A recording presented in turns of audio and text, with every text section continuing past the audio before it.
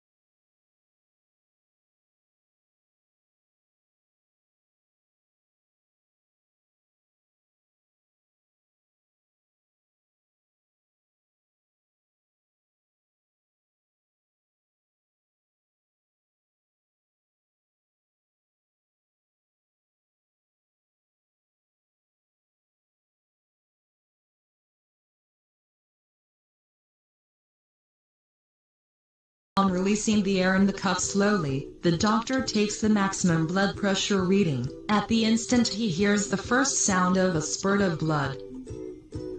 When the cuff pressure has fallen to the minimum blood pressure, the sound disappears. The doctor takes this reading as the minimum blood pressure reading. An IV injection is used for injecting solutions of salt or medicine into the vein of a patient. Solutions flowing from the IV bottle into the patient's vein is assisted by gravitational pull. The IV bottle should be suspended at the optimum height to ensure that the fluid gauge pressure of the IV bottle is greater than the pressure in the vein. Thank you for taking time to watch applications of atmospheric pressure. The diagram shows a person drinking with the help of a straw. When air is sucked out from a drinking straw, the air pressure inside becomes lower. The higher atmospheric pressure, acting on the surface of the drink, pushes the drink into the drinking straw, and enables it to be sucked into the mouth. A syringe consists of a tight-fitting piston which moves in a cylinder, with the nozzle at one end. When the nozzle is dipped into a liquid and the piston pulled up, the pressure below is reduced. The higher atmospheric pressure, acting on the surface of the liquid, pushes the liquid into the cylinder. When the piston is pushed down again, the liquid is ejected. A siphon consists of a rubber tube used to remove liquid from a tank. The rubber tube is filled with liquid, and one end is placed in the liquid-in container. When both ends of the tube are opened, liquid flowing out through Y creates a partial vacuum inside the tube. At point X, the higher atmospheric pressure acting on the surface of the liquid pushes the liquid upwards into the rubber tube. The difference in air pressure produces a continuous flow through the rubber tube as long as the point Y is at a lower level than the liquid level in the tank. A rubber sucker is a rubber cup that can be made to stick onto a smooth wall such as glass or tiled wall. The rubber cup is made airtight by wetting its rim before pressing it against the wall to create a partial vacuum by driving the air out. The higher external atmospheric pressure outside presses down on the sucker and makes it stick firmly to the wall. A vacuum cleaner operates by applying atmospheric pressure to remove dust particles. When it is switched on, a fan sucks out a stream of air from the space X to create a partial vacuum. The higher atmospheric pressure outside pushes the air and dust particles into the space X. The dust particles are trapped in a dust bag at X, while the fast-moving air is allowed to flow out from the back of the vacuum cleaner. The lift pump is usually used to draw out liquids, such as kerosene from a tall tin or a tank. It consists of barrel which has titrating piston, with a side tube near the top to act as a spout. There are two valves, A, fixed on the piston and B fixed at the bottom of the barrel. Both these valves open upwards. When the piston is pushed downwards, the valve B closes, and the valve A opens to allow air to move out through the piston. During the upstroke, A closes and the pressure inside the barrel is reduced due to the increase in volume of the air inside it. This causes the liquid to be pushed into the barrel by the atmospheric pressure acting on the liquid surface. On subsequent strokes, the liquid completely replaces the air in the barrel. After a few such strokes, the liquid will flow out of the spout. Thank you for taking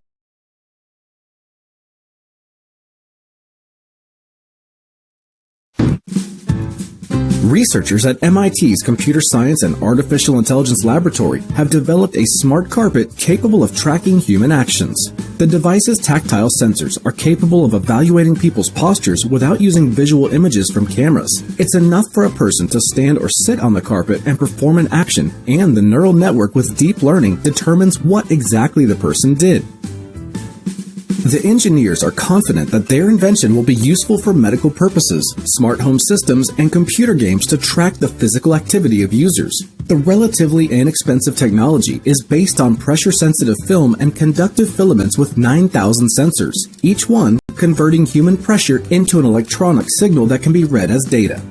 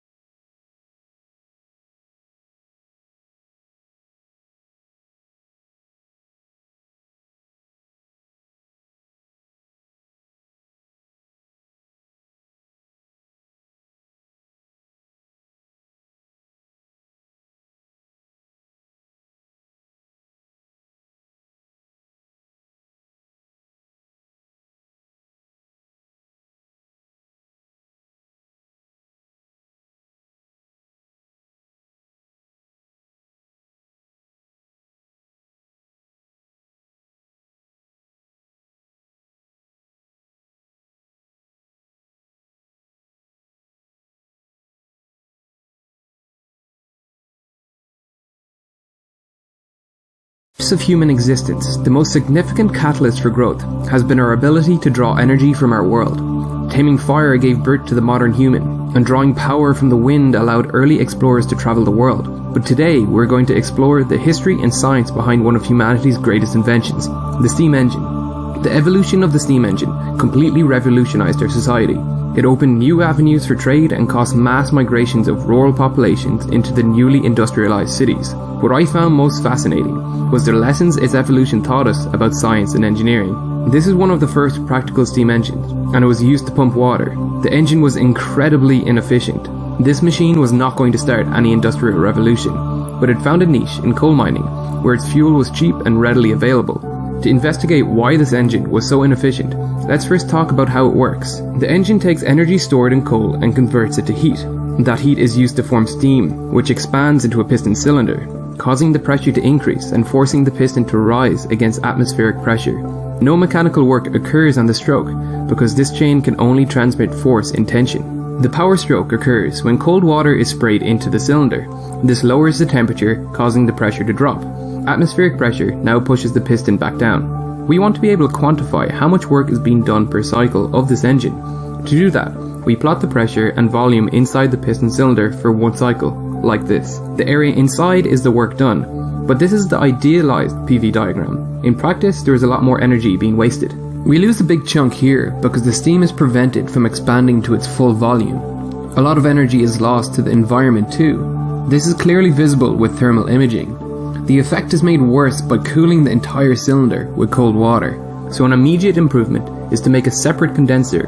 Here the steam can be cooled without cooling the entire cylinder.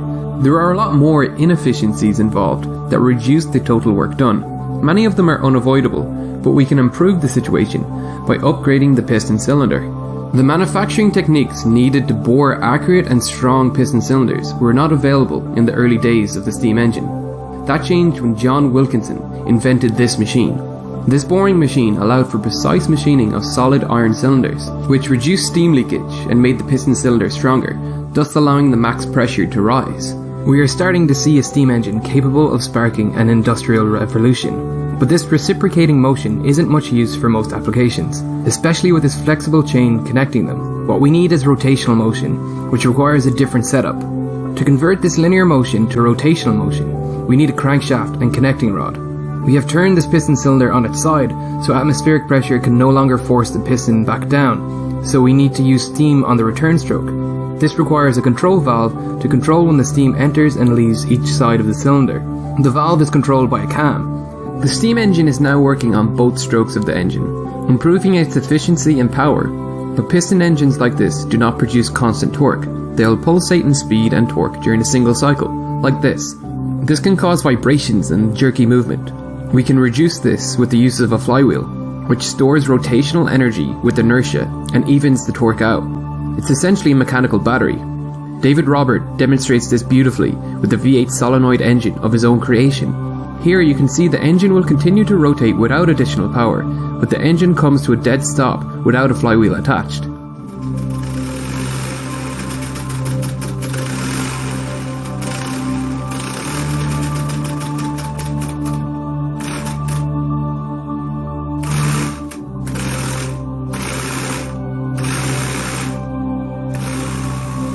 The development of steam engines taught us a lot about thermal and mechanical efficiencies, and you may think that steam engines have become obsolete, but nearly all of our large power stations still use steam technology to convert heat energy, whether that be from coal, nuclear or solar, to mechanical energy.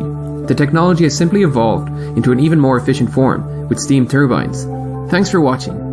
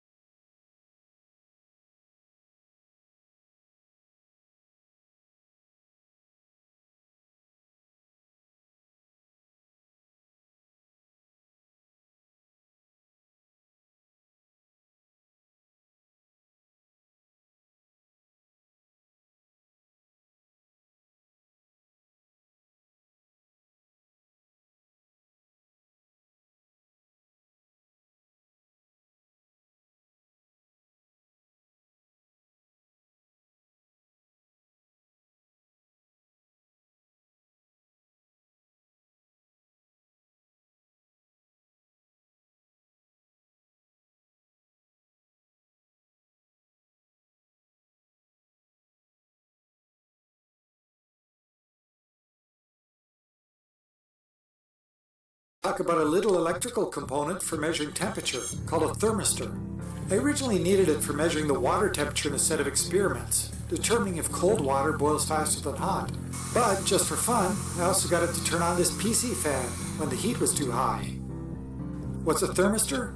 A thermistor is usually a ceramic or polymer material with two wires connected to it. The key is that the thermistor's resistance changes with temperature.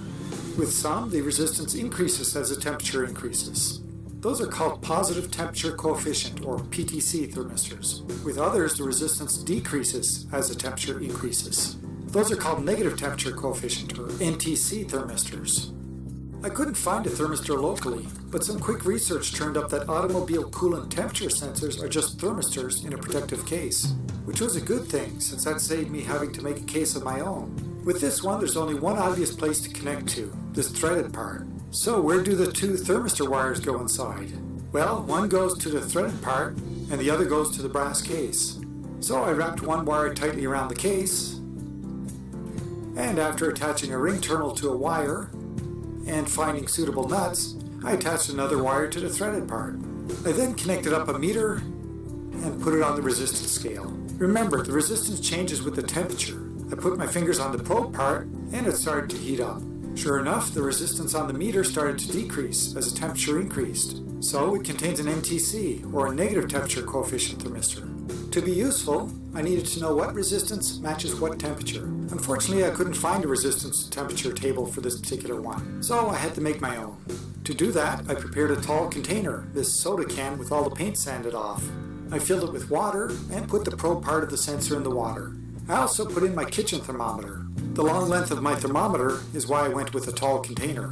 For my purposes, I needed to know the resistance to temperature values for temperatures near the freezing point of water. So I put the whole thing in my freezer until the thermometer read near 0 Celsius, or 32 Fahrenheit. Then I took it out, connected my meter to measure resistance, and put it on my stove heating element. I then started recording the resistance on the meter and the corresponding temperature on the thermometer as the stove element heated up the water. I stopped once it reached boiling, which is 100 Celsius or 212 Fahrenheit. And here's the chart drawn using the data from my table. As you can see, the resistance decreases as the temperature increases. You can also see that it's a curve. The whole reason I'd gone through this process was to do some experiments to determine if cold water boiled faster than hot water, as some people think it does, and to find out why that myth might exist. That resulted in this graph of water temperature as it was heated up over time. But that's a whole other topic, which I cover in another video I'll point out later. Here's the fun I had making a PC fan turn on when the thermistor gets too hot. First, here's the circuit without the thermistor. It's very simple. The positive from my homemade power supply goes to the positive of the fan, and the negative of the fan goes back to the power supply. When I turn on the power supply, the fan starts spinning. Now here it is with the thermistor. The positive from the power supply goes to one end of the thermistor. The other end of the thermistor goes to the positive of the PC fan, and the negative of the PC fan goes back to the power supply. But this time when I turn on the power supply, the fan doesn't start spinning. That's because the thermistor is nice and cool at room temperature, and so it has a high resistance. The fan needs a certain amount of electrical current going through it in order to spin. But the higher the resistance in the thermistor, the lower the current is going through the fan. And the resistance of the thermistor is high enough to make that current too low. Now I use this hairdryer to heat up the thermistor. That causes the thermistor's resistance to decrease. As it decreases, the current increases. And when the current's high enough, the fan starts spinning. Notice that the fan is blowing on the thermistor, making it cool off more quickly. Here I'm showing the airflow direction using this tissue paper. As the thermistor cools, its resistance increases, and that causes the current going through the fan to decrease. After a minute or so, the current is too low to keep the fan spinning, so it stops. Well, thanks for watching. See my YouTube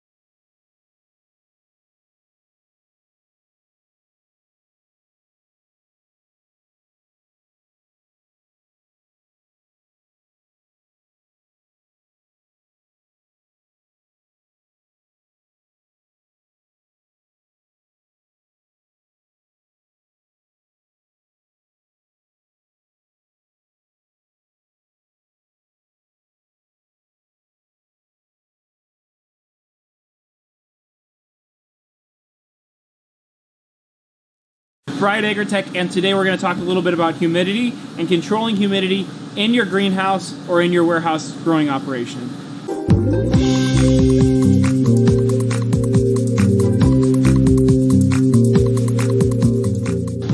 So the effects of poor humidity management is a lot of time when you end up with humidity ranges outside of the ideal. So different crops prefer different humidities, and they function differently in different humidities. Additionally, if you have different humidities, sometimes it impacts the final product, not just the growth of the plant. So it's really, really important to understand humidity, what your humidity is, and be able to manage your humidity within a certain range in the growing environment. So for most growing environments, optimal humidity levels for most crops will range between like 85% humidity and 60% humidity, somewhere in that range. Most crops fall in the 75 to 85% humidity range, ideally, but a lot of crops are very comfortable exceeding that. A lot of crops are okay going under that. So when things get too humid, and too humid again is a very subjective term, but if things are too humid and you're starting to see disease or fungal pathogens show up on your plants and you're struggling with some of these issues, you've probably got a bit of a humidity problem and you need to know how to dehumidify. There are a lot of ways to do this. If you live in a dry environment, then oftentimes air exchanges will take care of the problem for you. Or you can rely on air conditioning, which dehumidifies through kind of the bicondensation. Or you can use an industrial dehumidifier or even a home and hobby dehumidifier for a smaller operation. So a lot of folks ask about cooling walls. Well, cooling walls, swamp coolers, that kind of thing, they work in really dry environments because they're dumping water vapor into the air, right? So that's why they work, which means that they're actually adding humidity to the air. That's typically why they're not super effective at very high humidity levels and why they work so well in dry environments. Those types of cooling things, typically, if you're growing in a greenhouse that uses a cool wall effectively, you probably don't have a humidity problem because you're already in a place with really low humidity. So humidifiers and sizing them can be a really tricky subject, especially when it comes to plants. In traditional engineering, they know how many people will be in a building exhaling. They know what the humidity level of your breath is. They know what the humidity levels outside are from season to season. They know all of the different things that are contributing to humidity in that environment. But indoor growing is such an early industry that it's really pretty up in the air as to how much water plants are oftentimes dumping into the atmosphere. So this can be a pretty tricky subject, but if you're already growing indoors, you know how much water your plants are consuming, right? Because you're having to top off your sump tank.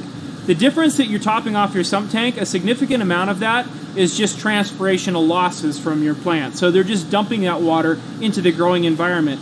That's usually a good place to start. We also have some humidity calculators and some water vapor calculators on Able for doing CO2-based vapor, basically pounds of water type calculations. That can really, really help with narrowing down what size of humidifier you need. By and large, with our zip farms, with what we do, we tend to recognize, or we tend to use one fairly large industrial indoor humidifier for about every 500 square feet. And that's usually more than enough to take care of our humidity problems. So you'll almost never need to humidify an environment because the plants act as their own little humidifiers, right? What you need to worry about is dehumidification. When it comes to sizing a dehumidifier, it can be a pretty tough proposition.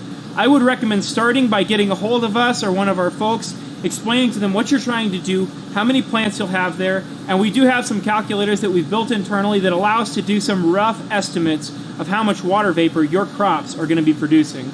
So you don't usually have to humidify because every plant is just constantly losing water. And in fact, we've got sensors placed in our growing environments, and the moment we turn on the lights, the humidity spikes. Why? Because in order to participate in some of these photosynthetic activities, all of the cells in the plant basically start to consume water. So they're pulling water up, and we've also got these the stomates in the plants opening so that there can be gas exchange. And in that process, a lot of that water the plants are pulling up just turns to water vapor and escapes into the atmosphere. Remember, the humidity levels inside the leaf tissues are saturated. It's as humid as it can possibly be in there. And so as soon as those stomates open, boom, all of that humidity zooms out of the plant and into the growing environment. And that's what we've got to take out of the atmosphere in order to avoid it getting too humid. Yeah, so when we're talking about environmental controls, it's important to remember that humidity is relative to temperature. So as the temperature goes up, the maximum relative humidity also goes up with it. So the warmer it is, the more water vapor the air will hold. This is really important because people that struggle with high humidity can oftentimes deal with it by reducing their growing temperatures if it's still within the optimal range for their crops. So it's one of many variables that kind of interact in this very complicated matrix, and extracting one variable from all of the rest of them can oftentimes be practically impossible. So what it's important to do is understand the effects that temperature, that darkness, that light, that all of these different variables that we're dealing with in our growing environment, understanding how all of those things affect, ultimately, humidity. All right, thanks so much for watching. I really hope this information was useful to you guys.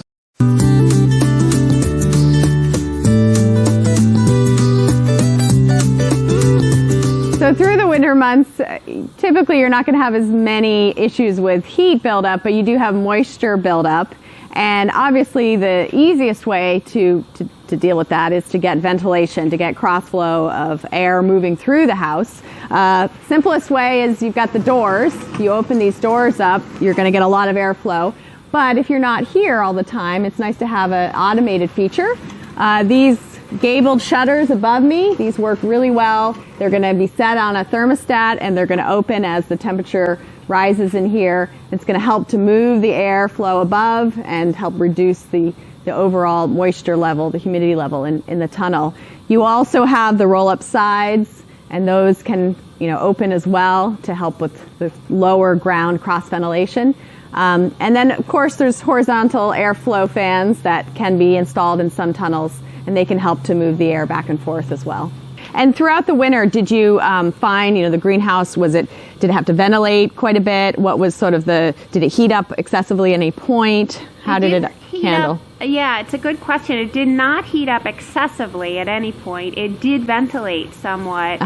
Even in the middle of the winter, the automatic roll-up sides were sometimes rolling up. Really? That's just great. a little bit, and then they'd come right back down. Great. And you have these gabled shutters as well, so they were opening. One of the benefits of the ventilation, too, is to manage the humidity and the moisture level that can build up when you get a bright, sunny day like this.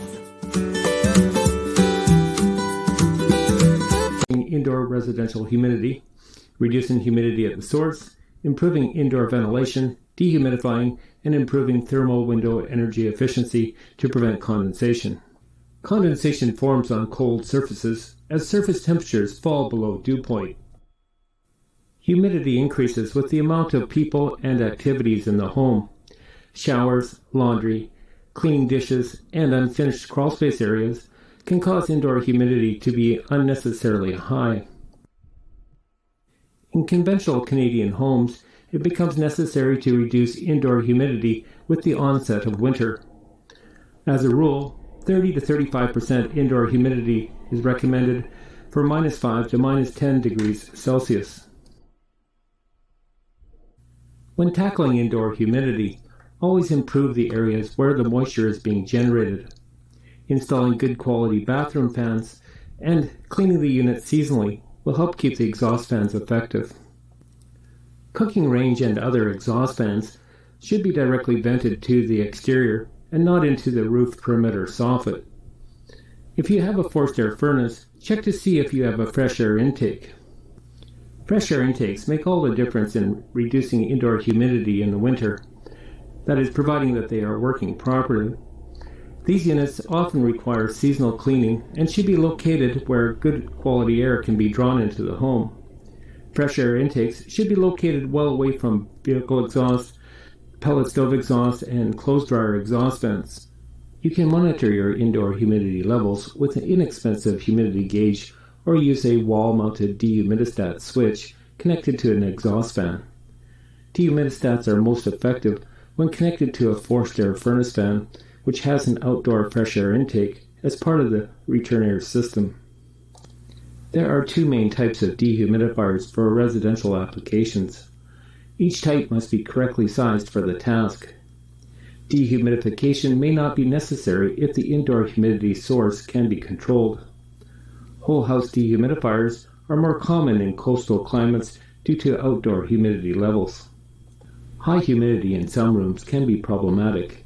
Kitchen, bathroom, and bedroom windows can collect moisture or frost as the glass cools below dew point. Consider upgrading to thermally efficient windows in these rooms or cover the glass with plastic to prevent condensation from forming. This prevents the moist indoor air from contacting the cold glass. Ensure that the plastic is well sealed for the plastic barrier to work properly. Protecting basement windows and skylights from the elements reduces condensation and ice from forming inside the building. These are my insulated skylight covers that I constructed and I put in place each fall, which are highly effective in saving energy, reducing moisture, and preventing roof ice. So there you have it. We've touched on reducing indoor humidity at the source, improving indoor ventilation, dehumidifying, and improving window thermal efficiency to prevent condensation.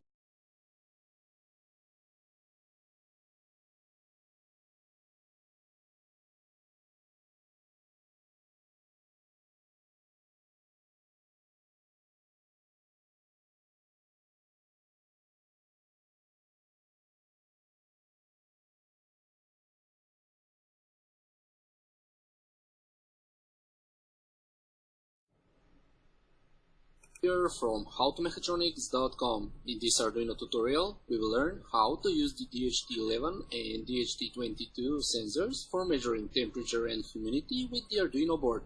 These sensors are very popular for electronic hobbies because they are very cheap but still providing great performance. Here are the main specifications and differences between these two sensors. The DHT22 is the more expensive version, which obviously has better specifications. Its temperature measuring range is from -40 to +125 degrees Celsius with 0.5 degrees accuracy, while the DHT11 temperature range is from 0 to 50 degrees Celsius with 2 degrees accuracy. Also, the DHT22 sensor has better humidity measuring range from 0 to 100% with 2 to 5% accuracy, while the DHT11 humidity range is from 20 to 80% with 5% accuracy. There are two specifications where the DHT11 is better than the DHT22. That's the sampling rate, which for the DHT11 is 1 Hz or 1 reading every second, while the DHT22 sampling rate is 0.5 Hz or 1 reading every 2 seconds. And also, the DHT11 has smaller body size. The operating voltage of both sensors is from 3 to 5 volts, while the maximum current used when measuring is 2.5 milliamps. Okay, now let's see how these sensors actually work. They consist of a humidity sensing component, a NTC temperature sensor or thermistor, and an IC on the back side of the sensor. For measuring humidity, they use the humidity sensing component, which has two electrodes with moisture holding substrate between them.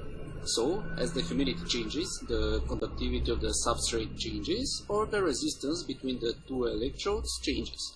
This change in resistance is measured and processed by the IC, which also makes it ready to be read by a microcontroller. On the other hand, for measuring temperature, these sensors use a NTC temperature sensor or a thermistor. A thermistor is actually a variable resistor that changes its resistance with the change of the temperature.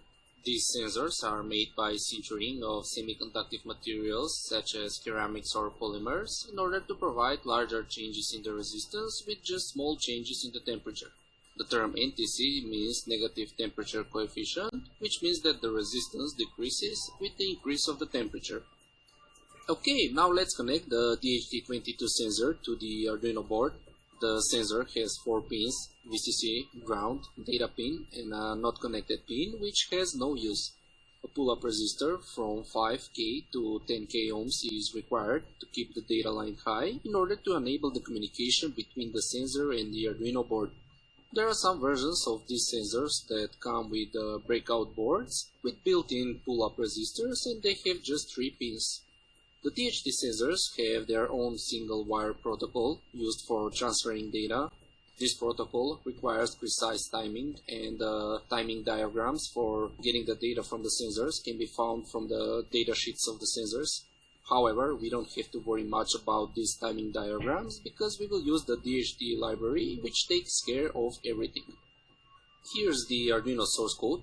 After we have included the library, which can be found from the Arduino official website, we need to define the pin number to which our sensor is connected and create the DHT object.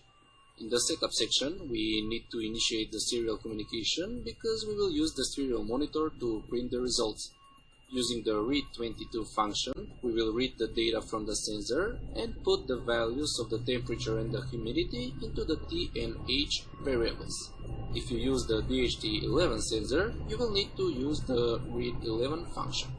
At the end, we will print the temperature and the humidity values on the serial monitor. Here's the result that we will get after we will upload this code and run the serial monitor. I also made an example where I displayed the results on a LCD. You can find the source code of that example on my official website.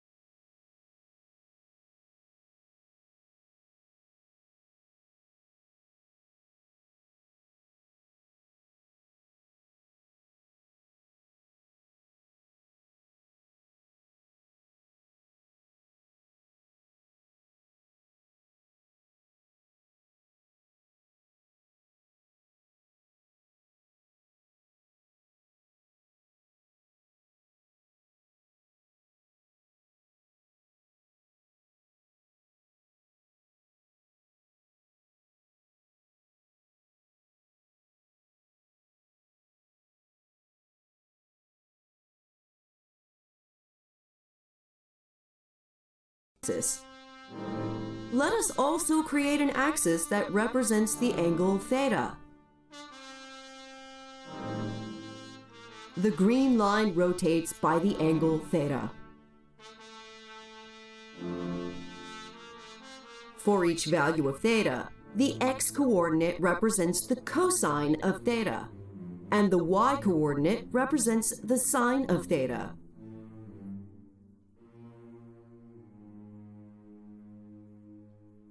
The angle theta can range anywhere between negative infinity and positive infinity.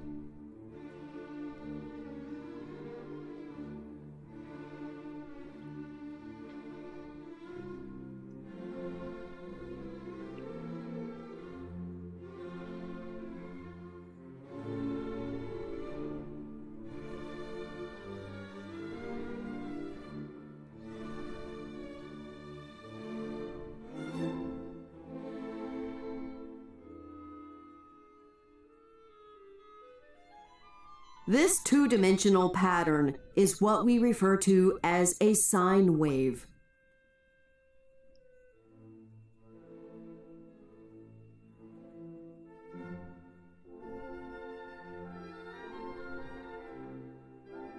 We can change the sine wave's amplitude,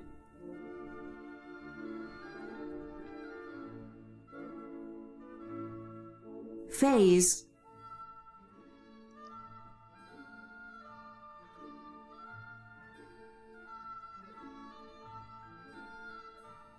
and frequency.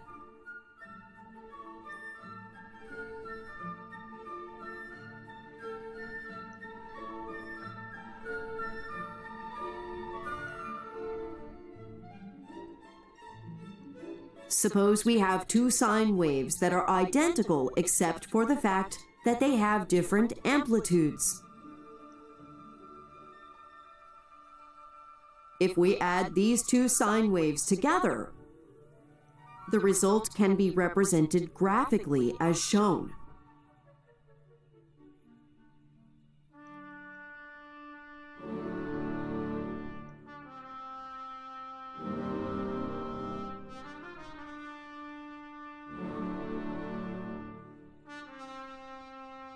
Now, suppose that the two sine waves also have different phases.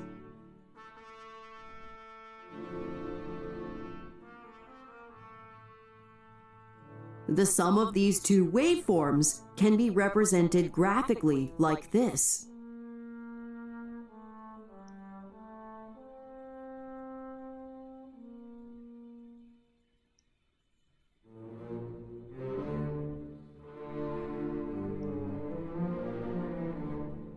So long as the two sine waves have the same frequency, their sum will always be another sine wave of the exact same frequency, but with a different amplitude and phase.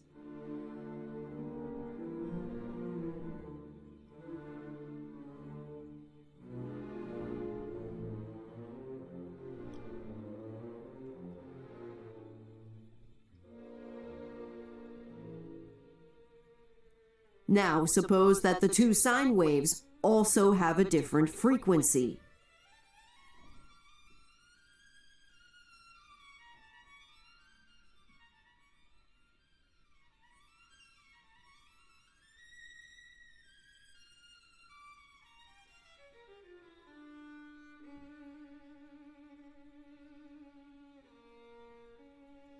If we add together sine waves of different frequencies, then the resultant waveform is no longer a sine wave.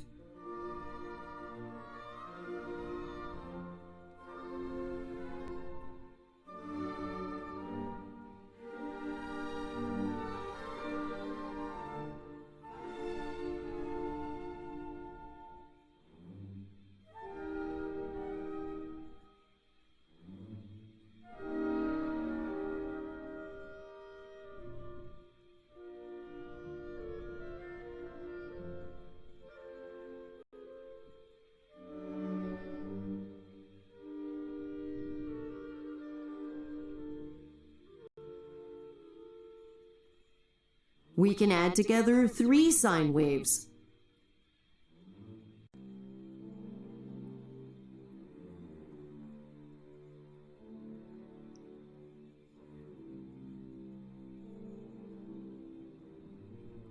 We can add together four sine waves.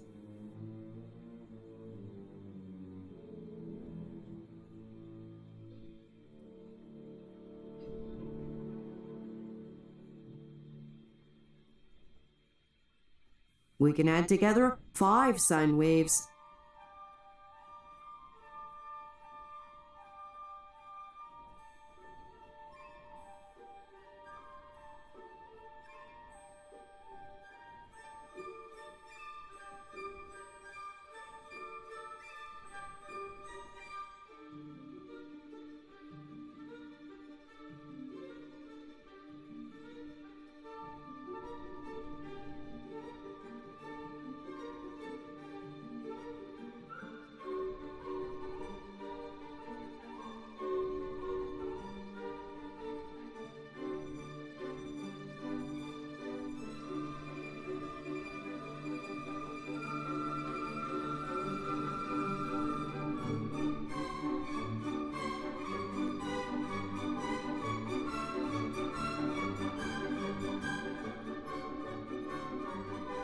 In fact, we can add together an infinite number of sine waves.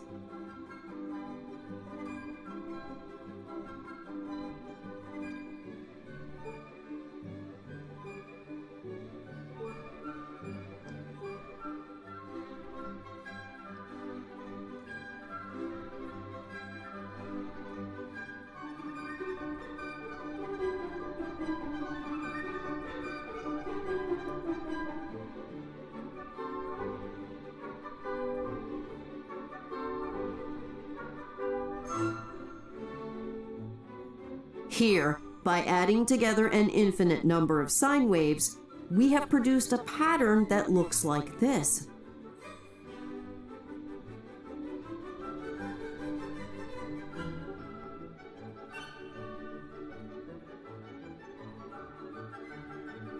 Now, let's add together a different set of sine waves.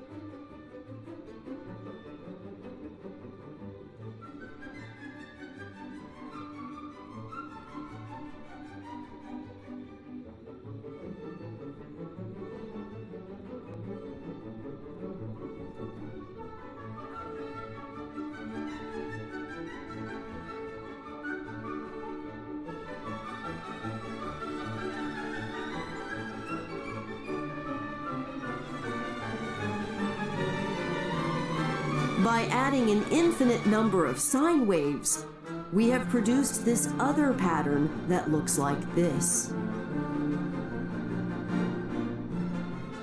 As it turns out, every possible waveform and function in existence can be generated by just adding together different sets of sine waves.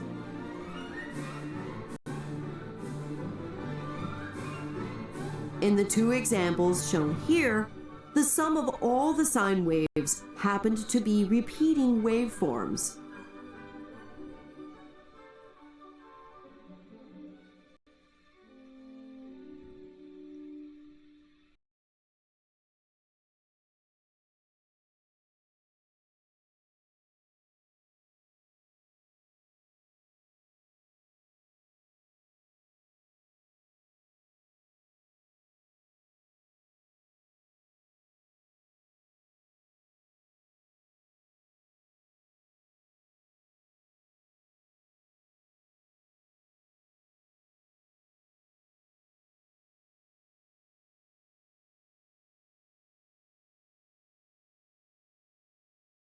Mass is equal to the product of its mass and its acceleration, F equals ma.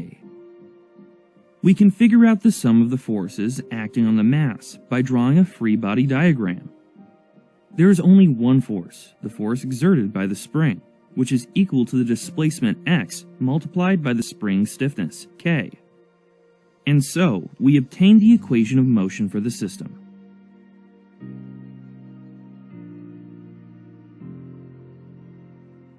This is an ordinary differential equation, and the solution is a sinusoidal function.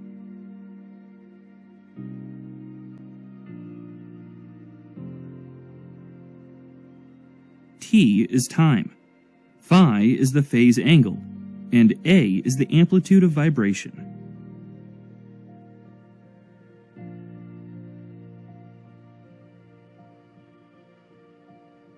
We can determine A and phi by considering the initial position and velocity of the mass. Let's look at an example where the system has a mass of 5 kilograms and a spring stiffness of 20 newtons per meter, and a vibration is triggered by applying an upwards velocity of 2 centimeters per second to the mass. Since the displacement x is initially 0, the phase angle phi must also be equal to 0. And then we can differentiate the equation for x to calculate the amplitude of vibration A.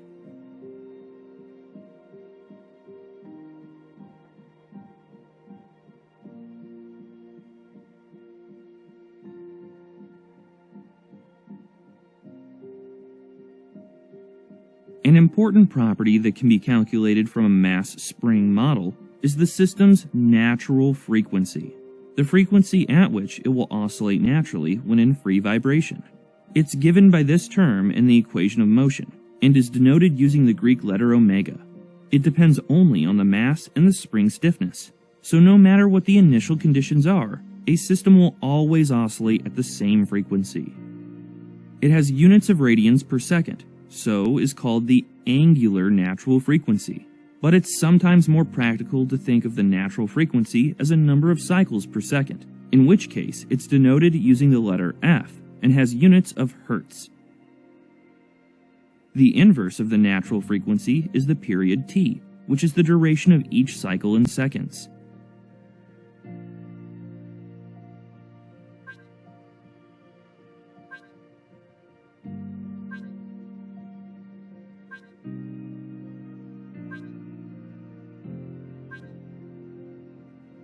Let's compare how two different systems oscillate.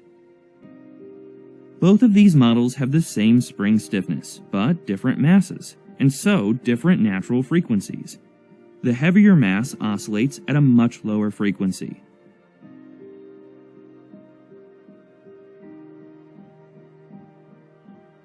A neat demonstration of the natural frequency is the tuning fork. When the fork is struck, it vibrates at its natural frequency, which is much faster than shown here. This causes the air molecules to vibrate at the same frequency, which produces a corresponding tone. By assuming that the prongs behave like cantilever beams in bending, beam theory can be used to derive a formula for the natural frequency of the fork.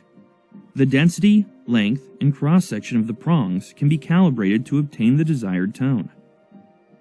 Of course, when a mass oscillates freely, it doesn't do so indefinitely. Energy within the system is dissipated as heat over time, so the oscillations progressively decrease in magnitude and eventually stop altogether. This loss of energy is called damping, and it occurs in all real mechanical systems. There are several different mechanisms that can contribute to the overall damping of a system. With structural damping, energy in a vibrating structure is dissipated due to the relative motion of components at structural joints. And material damping is damping provided by the material itself, where energy dissipates in a vibrating material due to interactions occurring at the molecular level. To improve our spring mass model, we can lump the damping from all of the different sources together and represent them by a single damping device called a dashpot, which is essentially a plunger that moves through a liquid-filled cylinder.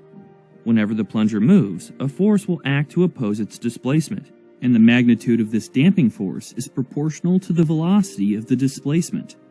The faster the plunger moves, the larger the damping force. C is the viscous damping coefficient. It defines the total amount of damping in the system. This model of damping is called viscous damping, because it behaves in a similar way to viscous forces in a fluid, which are proportional to the fluid velocity. There are other damping models, but viscous damping is commonly used because of its simplicity. If we include the dashpot in our spring mass model, the equation of motion is the same as for the undamped system, but also includes the damping force. It's a little more difficult to solve this equation, and the solution will depend on the amount of damping. If a system is underdamped, it will oscillate, and the magnitude of each successive oscillation will decrease until it stops.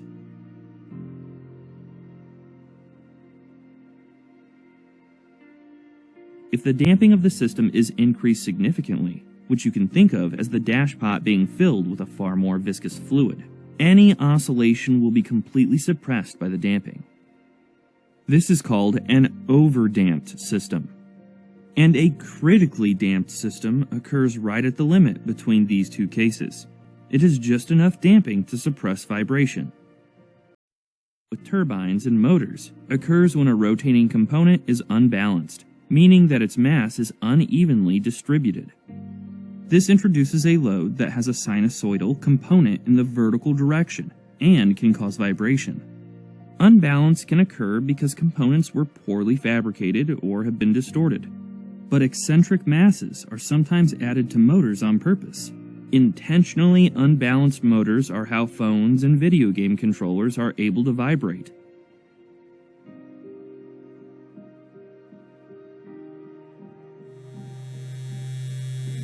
We can analyze this type of forced vibration using the spring and dashpot model by adding a sinusoidal external load.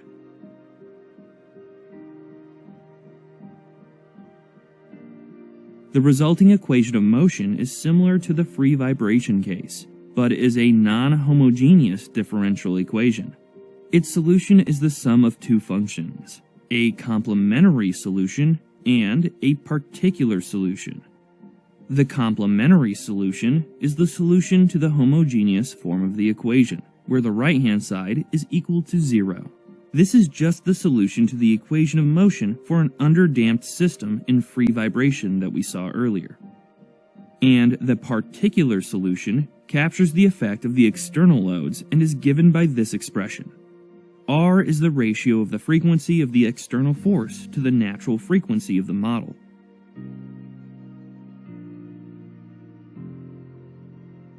Since there's damping in the system, the complementary solution that represents free vibration will eventually reduce to 0. At this point, the motion of the system is defined by the particular solution only. For this reason, the particular solution describes what's called the steady state response. It has the same frequency as the forcing function, but is offset by a certain phase angle, meaning that the response of the system lags the external force.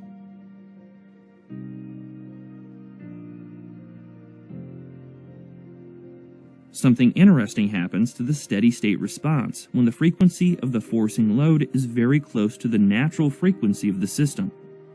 R approaches 1, and so the first term in the square root is close to 0.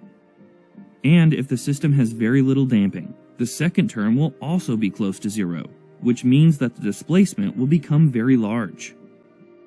Let's plot the normalized maximum displacement against the frequency ratio. For an undamped system, the damping ratio is equal to 0. So when the forcing and natural frequencies match, the displacement becomes infinite. All systems have some level of damping, so this is just a theoretical case. Here's what the response looks like for different damping ratios.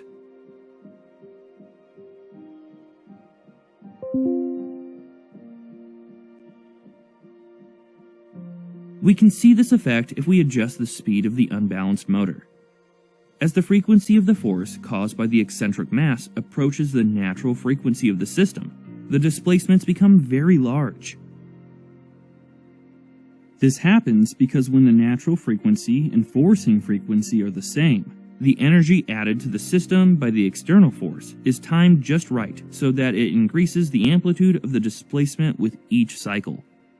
This is called resonance. Resonance can be very dangerous and needs to be assessed carefully. It's one of the reasons it's so important to be able to calculate the natural frequency of a system. If the natural frequency of a bridge matches the frequency of wind loading acting on it, or of pedestrians crossing it, the results can be catastrophic, particularly if the structure has little damping. Devices called tuned mass dampers are sometimes installed in buildings and bridges to control the dynamic response at resonant frequencies. With a rotating eccentric mass, the external force acting on the system is a simple sine wave function.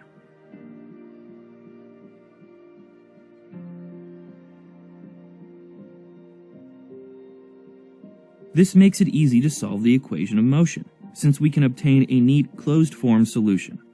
But if the loading is defined by a complicated function, or is completely arbitrary, which might be the case if it's based on test data, it might not be possible to solve the equation of motion directly, and numerical integration methods will have to be used instead. Designing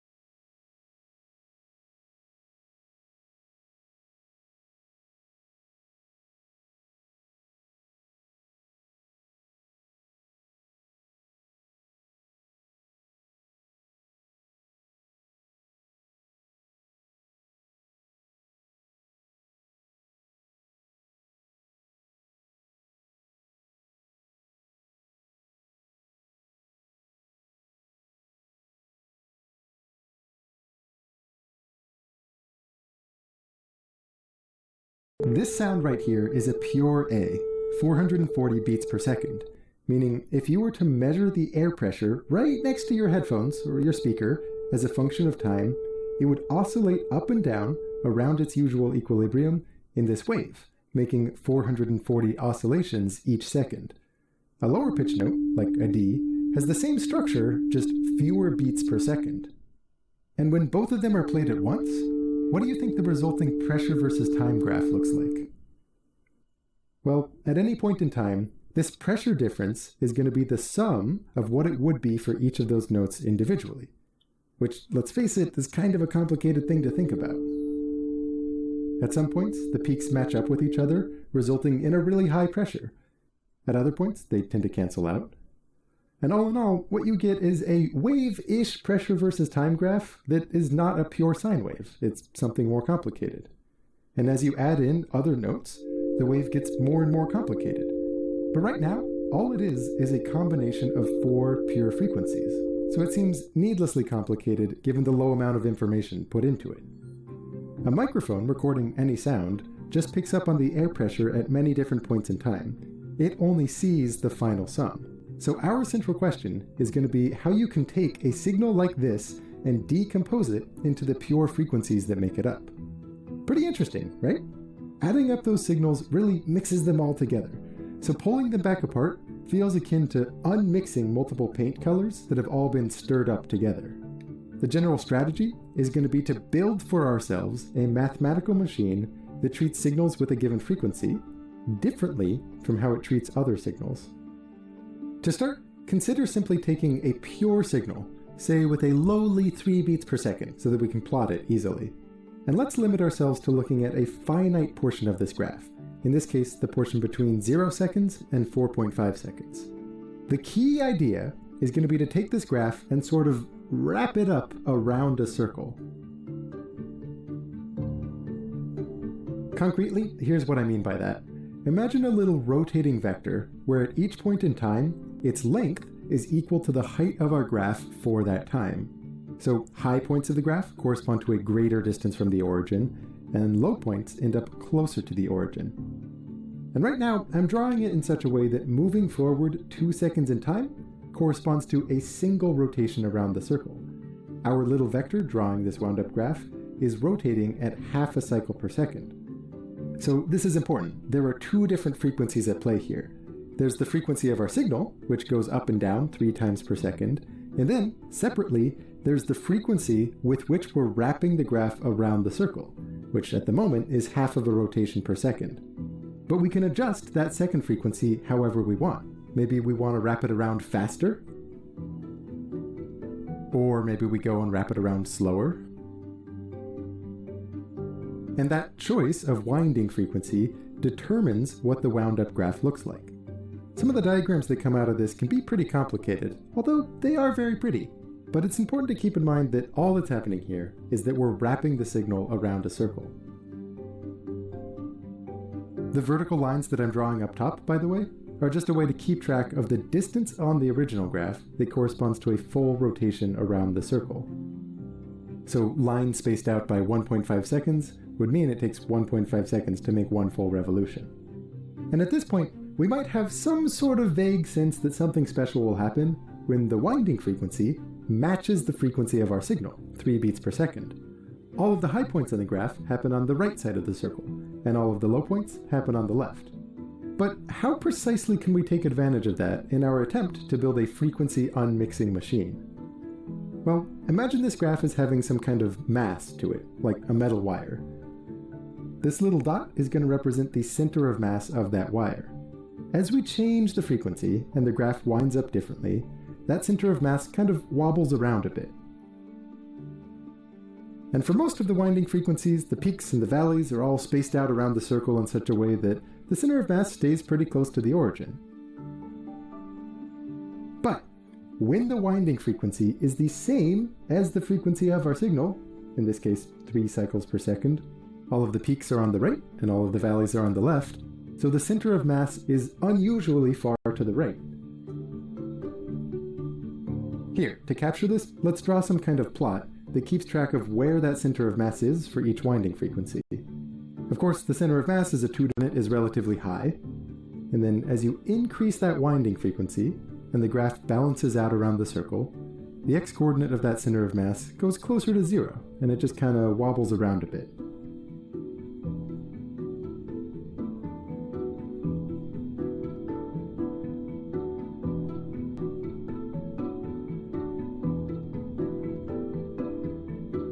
But then, at 3 beats per second, there's a spike, as everything lines up to the right.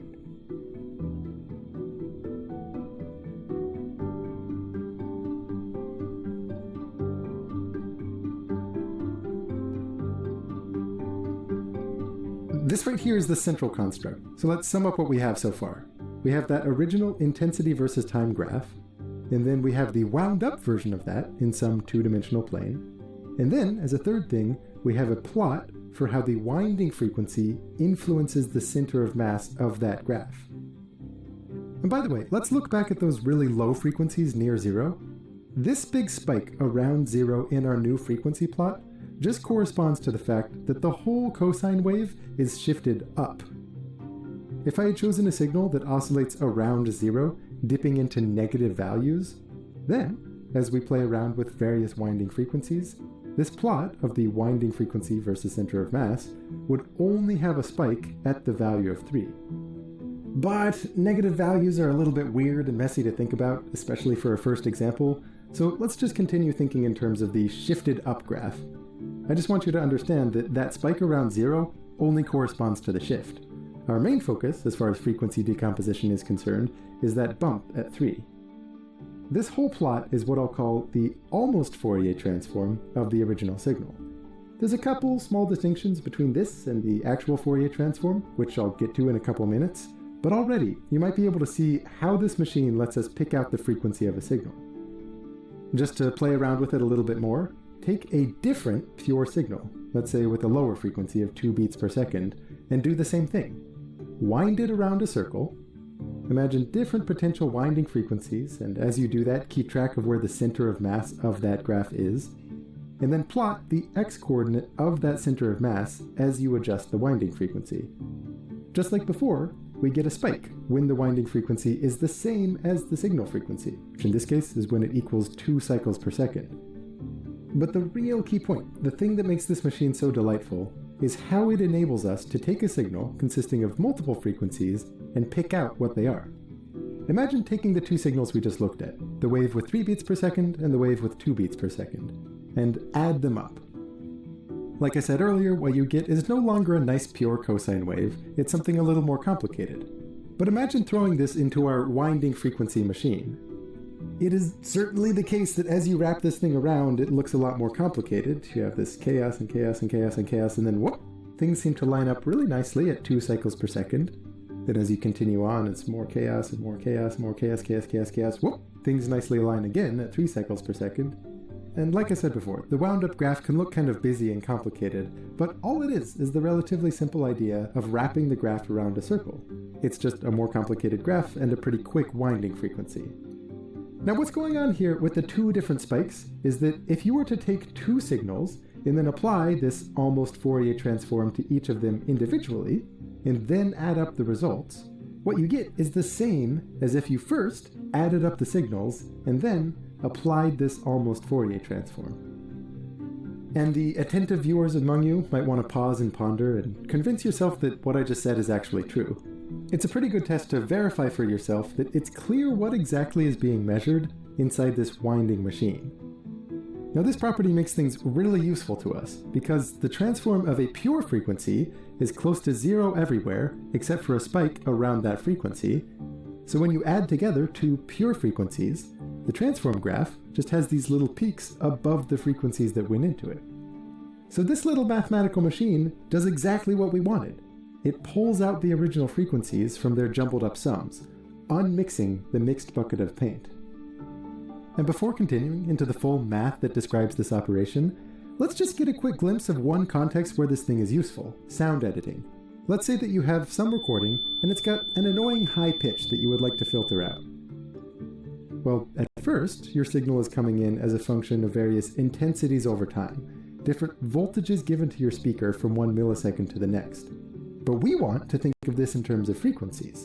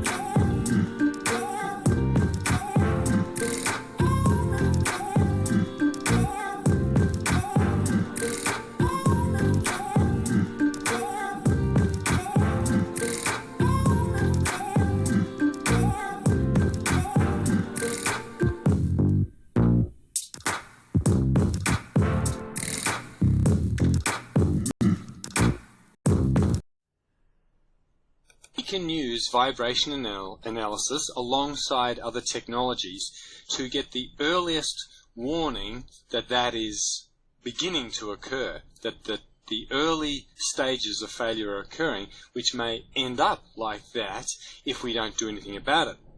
And vibration analysis is a terrific tool for doing exactly that, because vibration analysis, in a sense, enables us to look inside the machine and see exactly what's going on, whether it's gearbox with bearings, blowers and fans and so on. We want to be able to look at those bearings, look at the gears, look at the impellers and so on, and find out what's going on. If we could look at that bearing and tell that it's lubricated properly, installed properly, there's no damage to the raceways, there's no damage to the rolling elements, then we have the confidence that we can go on producing our product and it's all good. But if we see something, then we can act. Same goes with gears, whether they're timing gears or inside a gearbox. Are they aligned? Are they lubricated? Is there damage to the teeth? Anywhere, whatever the case may be. Vibration analysis lets us look inside the machine. Now in this case we've got, the motor driving a pump and a vibration sensor sitting up on top. Now I'll explain a bit more about that in just a moment, but you may first imagine that, all the vibration is transmitted along and goes up to this point, and maybe from this side as well. And that's one of the things I'll mention a bit more about in a moment. Just where is the vibration coming from and how's it getting to that sensor? But one of the keys is that vibration analysis, in a sense, enables us to sort of listen. Well, what is happening with the shaft? What's happening with the bearings? What's happening with the rotor bars? Now we pick up all those sounds from here. They all combine together into one measurement, but separating them in frequency and some of the other things we'll explain let us do that so we get an idea of the health of each of those components. Over this side, that bearing is not in good condition. For the pump, we've got pump cavitation. On the machine head, okay, not many machines sound like that, but anyway. Okay, so the way we do this is, as you've just seen, we can put the vibration sensor up there on the bearing, and all the vibration is transmitted, through the machine itself up to that point. The sensor has to be mounted properly. That is very important, so that all those high and low frequencies get up into that sensor. But the fact is, when we mount it up on top, that is sensitive to the vertical motion.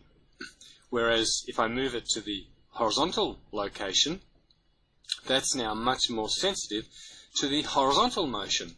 So, for example, if it was rocking back and forward due to looseness or resonance, then the horizontal measurement will tell us about that.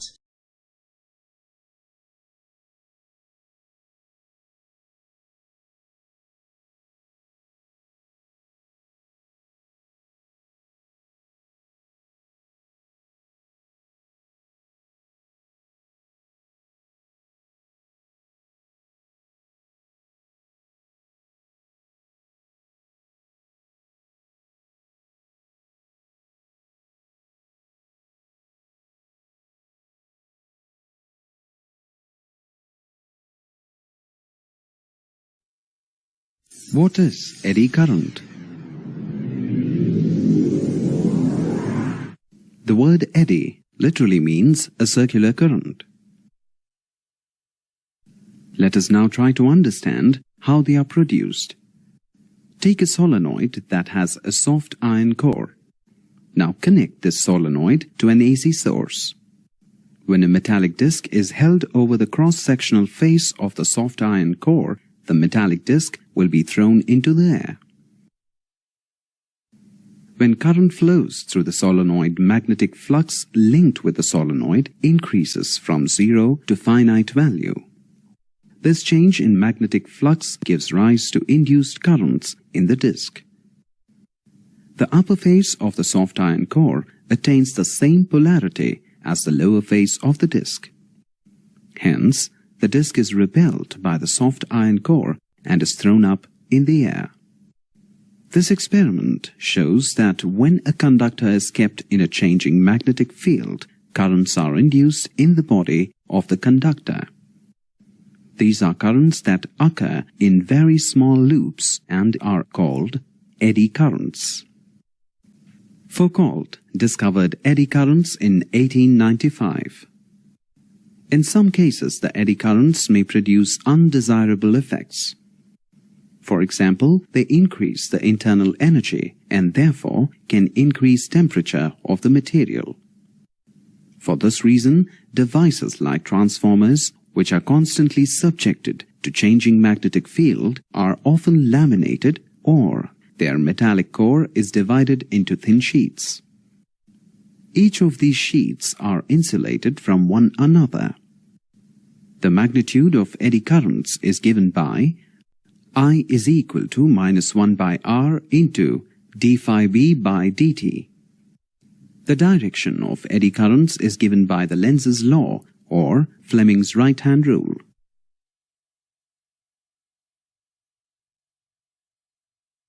Lenz's law states that the direction of induced current is such as to oppose the very cause producing it.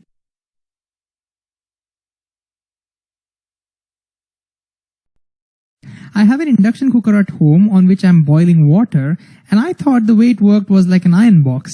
The base would just get hot, and that heat would get transferred to the vessel and start cooking whatever's inside. But then I read that that's not how it works. The base of the induction cooker does not get hot at all. And then I tested it out. I took the induction cooker, I switched it on, and then I put my hand on top of it for a few minutes, and nothing. It wasn't hot at all. It was right. It doesn't produce any heat. But then, on that same thing, I keep this vessel of water, and within minutes, it starts boiling. So the question is, how does an induction cooker cook things and heat things up without itself getting hot? Well, that's what we're going to find out. And it turns out it's due to the science of eddy currents. So what are these eddy currents? To answer that question, let's look inside the induction cooker. If you could open up, then you might see a lot of things, but the most important one is a coil at the center. And we know that when you pass current through the coil, it produces a magnetic field. And that's exactly what happens. When you turn on the switch, there's a current that starts passing through the coil, and that current starts generating magnetic fields. But what's important is that the current is fluctuating. It's changing its direction continuously. It's called alternating current, which we'll talk about in separate videos. And it changes its strength. As a result of that, the magnetic field that it generates also keeps fluctuating in direction and in strength. So imagine this is how the magnetic field is generated. It's continuously fluctuating. And that's all that our induction cooker does. It does not produce any heat. All it does, it produces a fluctuating magnetic field. But how does that boil our water? We'll get to that eventually. But for now, instead of thinking about keeping a vessel on top of this, let's keep a rectangular loop of wire. What would happen? Well, because the magnetic field is fluctuating, we have changing magnetic flux through a coil. And from Faraday's law, we know that that produces an EMF. And as a result, there will be an induced current in this coil. Now, the direction of the current will all depend upon whether the magnetic field is increasing, decreasing, what the direction is in terms of Lenz's law, something all we have talked about before. But don't worry too much about the direction as of now. What's important is there is an induced current due to the changing magnetic flux. But now comes the question, what if instead of having a coil like this, what if we kept a rectangular plate? Now what would happen? Well, again, the flux is changing, so there is an induced EMF. But earlier, there was only one path for the current to flow, but now the entire thing is a conductor. The whole thing is a playground for the electrons, which means your currents will be formed in loops everywhere on the surface of this conductor. And so you'll have loops of current formed on the surface. And these loops of current, which are formed on the surface of a conductor due to changing magnetic flux, is what we call eddy currents. And I thought that these are called eddy currents because maybe some guy named Eddie discovered it, because that's how most of the stuff works in physics. But they're called eddies because they are swirling. So if you consider a whirlpool of water, something that's swirling, they're usually called eddies or vortices. And since this is very similar to that, we call them eddy currents. But how does that produce any heat? Well, of course, current produces heat. We've learned that before. When current flows through a wire, the wire heats up. Now there is current everywhere on the surface of the conductor, which means this whole metallic plate heats up. So if we go back to our vessel of water, due to the fluctuating magnetic fields, eddy currents are set up on the base of this vessel. And that's how the vessel gets heated up directly. And then that heat is transferred to the water, making it boil. Well, then why doesn't that same thing happen to our hands? Well, that's because our hands are not all that great conductor. And therefore, the eddy currents formed are incredibly microscopic and they hardly have any effect. So in short, these induction cookers generate fluctuating magnetic fields. And when there is a conductor nearby, it experiences a changing magnetic flux that induces currents on the surface, which we call the eddy currents, which heat it up. And that's how you can have induction heating. Incredible, isn't it? But wait, before we start parting, doesn't it mean that whenever you have conductors and changing magnetic fields, you will have eddy currents and as a result you will have heating, even if you don't want them? Yeah. Wouldn't that be a problem? What if you don't want that to happen? How do you reduce eddy currents when you don't want them? Again, going back to our metallic plate, how do we reduce these eddy currents when we don't need them? Well, we can reduce current by increasing the resistance of our metallic conductor. We know more resistance means less current. How do I increase the resistance of this conductor? Well, one of the cool ways of doing that is by introducing slots like this. So kind of making it like a comb. In doing so, think of what we are doing. We are introducing air in between, and air is an excellent insulator, which means the overall resistance of this now has increased tremendously. And as a result of that, the eddy currents now have reduced tremendously, which means less heat loss. And this also means now there is less area for the current. So you'll have tinier eddy currents. And again, because of this, we'll have less heating effect. And a practical application of this is seen in transformers. Now, the details about the working of transformers is something that we'll tackle in a separate video.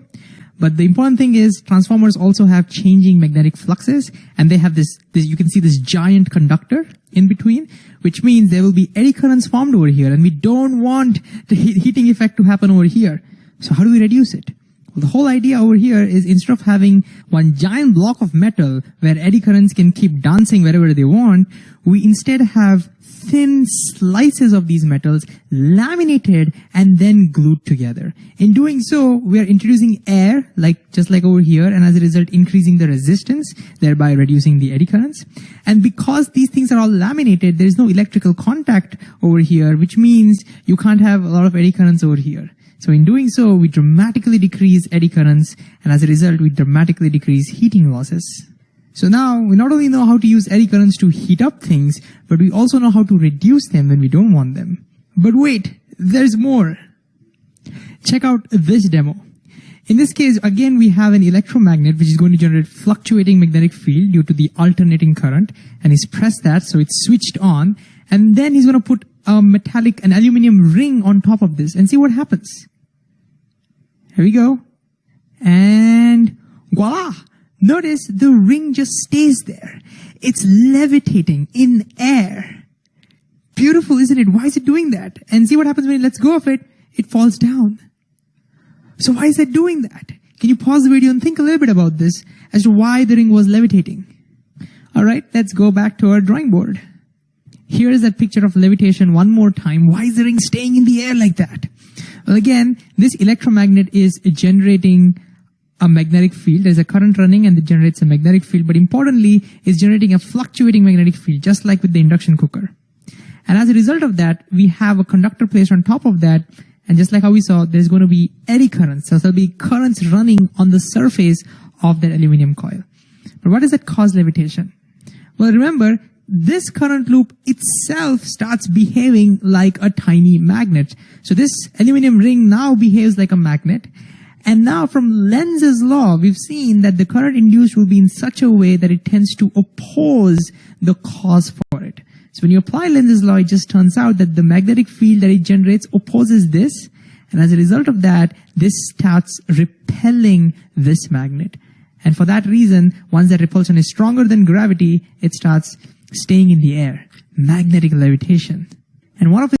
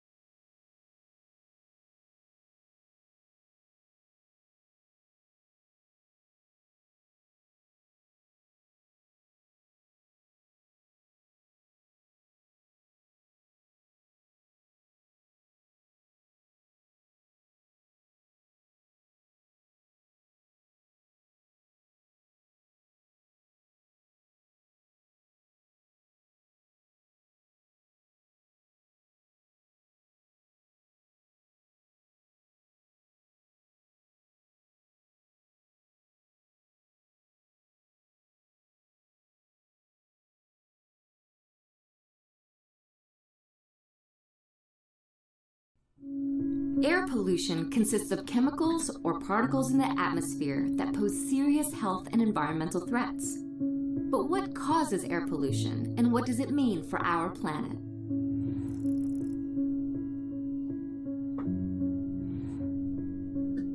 Some air pollution comes from natural sources like volcanic eruptions, wildfires, or allergens. But most air pollution results from human activities, such as energy use and agriculture. There are different types of human-made air pollution. When we burn fossil fuels to produce energy, they release greenhouse gases into the air. These emissions, such as carbon dioxide, methane, nitrous oxide, and fluorinated gases, trap heat from the sun in Earth's atmosphere, leading to a rise in global temperatures. This creates a cycle where air pollution contributes to climate change, and climate change creates higher temperatures. In turn, higher temperatures intensify some types of air pollution. For example, climate change increases smog because it forms in the presence of high heat and increased levels of ultraviolet radiation. More frequent extreme weather, such as flooding, contributes to damp conditions and therefore to a rise in mold. Warmer weather also leads to longer pollen seasons and therefore more pollen production. Smog is a type of air pollution that reduces visibility and has serious health effects. Smog can be divided into two categories: sulfurous and photochemical. Sulfurous smog is made up of chemical compounds called sulfur oxides. It occurs when burning sulfur-bearing fossil fuels such as coal. Photochemical smog, also called ground-level ozone, is a result of the reaction between sunlight, nitrogen oxides, and volatile organic compounds. Nitrogen oxides come from car exhaust, coal power plants, and factory emissions. Volatile organic compounds are released from gasoline, paints, and many cleaning solvents. Smog not only creates a brown haze that reduces visibility, but also harms plants, irritates the eyes, and causes respiratory distress. Another category of air pollution is toxic pollutants. These are chemicals such as mercury, lead, dioxins, and benzene that are released during gas or coal combustion, waste incineration, or burning of gasoline. In addition to adverse environmental effects, toxic air pollution can cause serious health problems such as cancer, reproductive complications, and birth defects. While air pollution has many consequences for our planet, there are solutions. We can limit toxic pollutants, smog, and greenhouse gases by decreasing the use of fossil fuels, such as in transportation, manufacturing, and electricity generation. Reducing air pollution not only contributes to a cleaner environment and better human health, but can also slow the rate of global warming.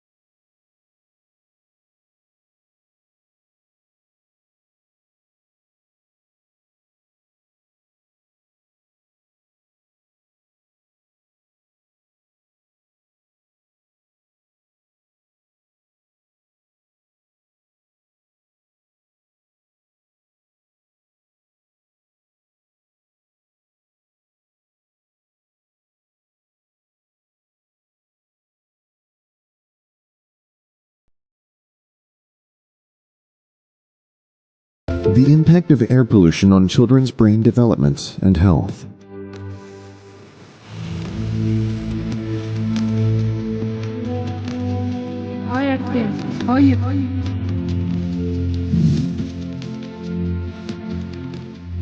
The small smoke particles from air pollution, or PM 2.5, are more than 25 times smaller than the width of a human hair. As air is inhaled, particles enter the body through the nose and mouth.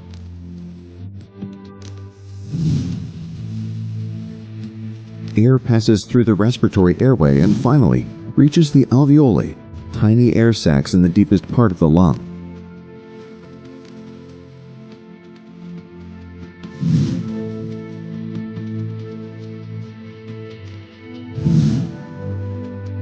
The smallest of the particles that enter the lungs diffuse through the walls of the alveoli into the bloodstream, but they are transported to all organs of the body where they can affect normal function. Critical organs affected include the lungs, immune system, heart, and developing brain.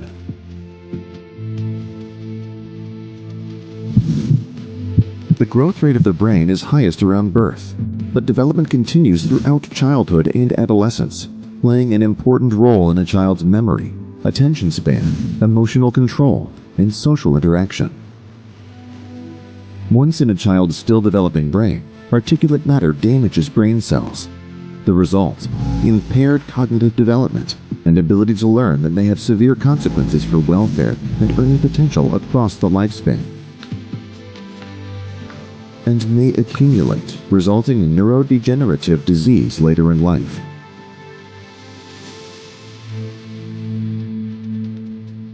In addition to harming the brain, exposure of the fetus to air pollution may increase the risk of other diseases across the lifespan, including stroke, pneumonia, ischemic heart disease, chronic obstructive pulmonary disease, lung cancer. Protect your children from air pollution. Stay inside when air pollution is high. If you have to go out, wear a filtering mask. Install window filters and air filters at home if possible. Consume food and drinks high in vitamin C, E, and omega-3 antioxidants.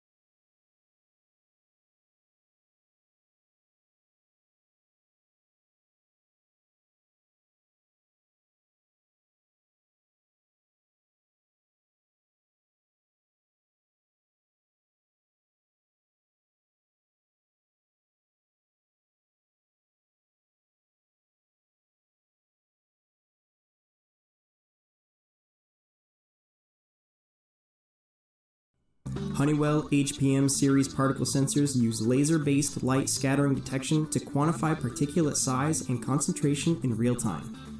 The HPM series enables more cost-effective and accurate measurement and control of particulate contaminants in air conditioners, air quality monitors, environmental monitoring, and air cleaners, and features a particulate concentration range of 0 to 1,000 micrograms per meter cubed. The sensors output data based on PM 2.5 detection, but can be reconfigured for PM 10 detection. Honeywell HPM series particle sensors offer an industry-leading 20,000-hour rated operating time, and their enhanced reliability allows for use in harsh environments. Today I'd like to talk about this sensor from Honeywell. It's a PM 2.5 sensor. It measures 2.5 micrometer particle in the air, and it can also give you PM 10 reading, so you can get to different PM reading from this sensor. When you order from Cytron, you'll get this sensor module, you get the cable and a board that we have designed with a proper level shifter connector for the sensor and also groove, and a power input using a micro B USB connector. It's quite common for Android phone and also power bank charger. So there's a switch over here. You need a UART to grab the data, a serial. I'll put a link for the data sheet and also product and also example code for Arduino under this video. So do check it out. Let me show you how to use it. Get started easily. So you can actually get a separate OLED from our store. It's as you can see, just solder 4 pin over here to this breakout board and power this board using a micro B from your, let's say, your power bank or your phone charger. So you'll actually power up the sensor right away. You might need to wait for around 10 to 15 seconds before the reading is stable. So anyway, if you are good with the display and you don't want to use it, you can actually turn this switch, the slide switch over here, turn it to groove mode, then you bypass this OLED and the signal will go through your groove connector. Okay, so I hope this video helped you, and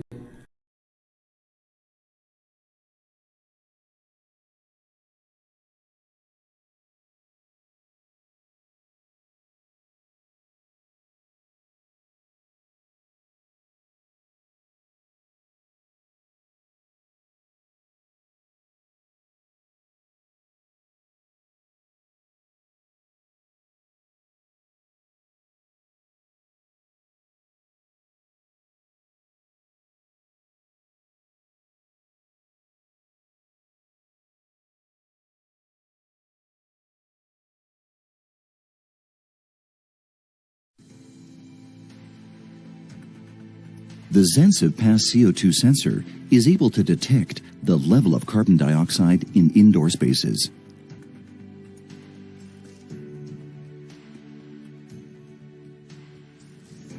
How does it work? Pulses of light from an infrared source pass through an optical filter tuned specifically to the CO2 absorption wavelength. The CO2 molecules inside the measurement chamber absorb the filtered light, causing the molecules to shake and generate a pressure wave with each pulse. This is called the photoacoustic effect. An Infineon Zensiv MEMS microphone with an exceptionally high signal-to-noise ratio is placed inside the absorption chamber and detects these very small changes in pressure. An integrated microcontroller converts the MEMS microphone output into a CO2 concentration reading.